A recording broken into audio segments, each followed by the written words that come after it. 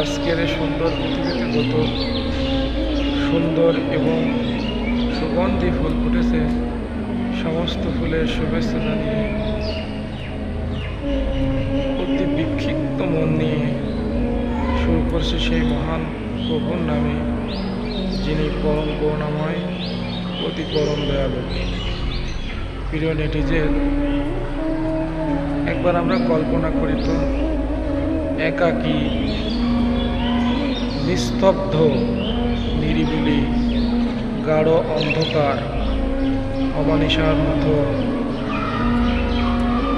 এক গহ্বরে পড়ে গেছি। এমন সময় অতি দানবীয় কালো বিশ্রী আকৃতির একটি কণ্ঠ ভেসে উঠল, তোমার রবকে। হ্যাঁ বন্ধুরা, যে বিষয়টা নিয়ে আলোচনা করব আপনারা অবশ্যই বুঝে গেছেন, সেটা হচ্ছে এলমে বারজাক অর্থাৎ কবর জগৎ। কবর জগৎ অত্যন্ত ভয়াবহ পোকামাকড়ের আস্থানা। আমরা কি কখনো ভেবে দেখেছি যে আমাদের এই একাকী নিরিবিলি অবস্থান করা লাগবে কত বছর?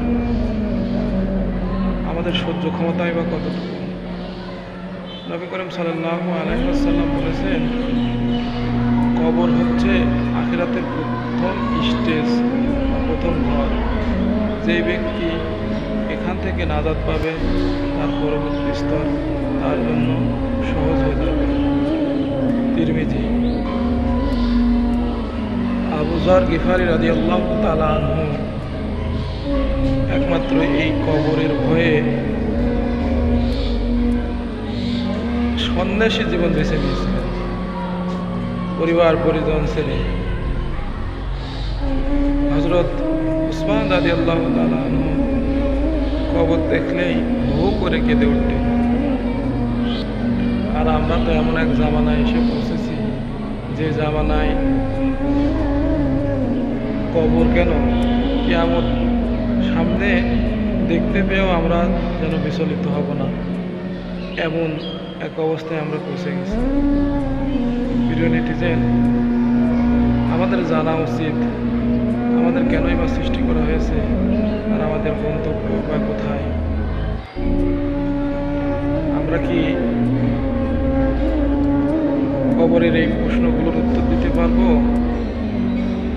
তোমার মান রব্বুকা, মান দীনুকা, মান নাবিয়ুকা। তোমার রবকে, তোমার দিন কি, তোমার নবীকে। আমরা দুনিয়ার পিছনে যে পরিমাণে ছোটাছুটি করতেছি, আমার মনে হয় আমরা অধিকাংশই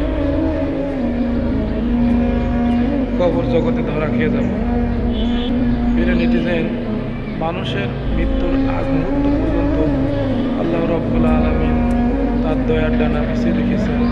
তাই আমরা যতই ভুল করে থাকি না কেন, সমস্ত ভুল থেকে বেরিয়ে এসে অবশ্যই আমরা ভালো মানুষ হওয়ার চেষ্টা করব।